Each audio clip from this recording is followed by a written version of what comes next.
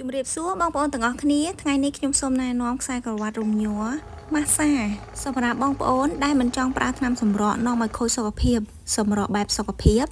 ជួយសម្រួលចលនាឈាមរត់បានស្រួលអាចម៉ាស្សាបានមួយទួលខ្លួនដូចជាក្បាលពោះស្មាខ្នងភ្លៅនិងត្រគាកជាដើមស័ក្តិសមបំផុតសម្រាប់អ្នកគ្មានពេលវេលាសម្រាប់ហាត់ប្រាណនិងហាត់កីឡាផ្សេងៗសំខាន់ជាងនេះទៅទៀតសម្រាប់លោកឪពុកអ្នកម្ដាយ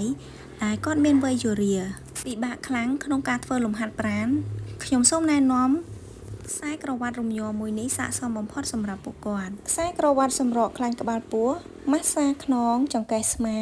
ប្រើភ្លើង12វ៉ុលនិងម៉ូទ័រ55វ៉ាត់មានមុខងារផ្លាស់ប្ដូរល្បឿនស្វ័យប្រវត្តិមានបន្ទះកម្ដៅដែលអាចបញ្ចេញកម្ដៅចន្លោះពី30ទៅ60អង្សាសេបញ្ជាក់កម្ដៅអាចបិទបើកតាមតម្រូវការរបស់យើងខ្សែក្រវ៉ាត់នេះមានប្រវែង130សង់ទីម៉ែត្រអាចប្រើបានរហូតដល់130គីឡូក្រាមបើបងប្អូនមានតម្រូវការអាចទំនាក់ទំនងតាមលេខទូរស័ព្ទនៅលើអេក្រង់ឬក៏អាចឆាតមកចូល page របស់នាងខ្ញុំដើម្បីធ្វើការកម្មង់ឥឡូវនេះសូមអរគុណច្រើនជម្រាបលាបាយបាយ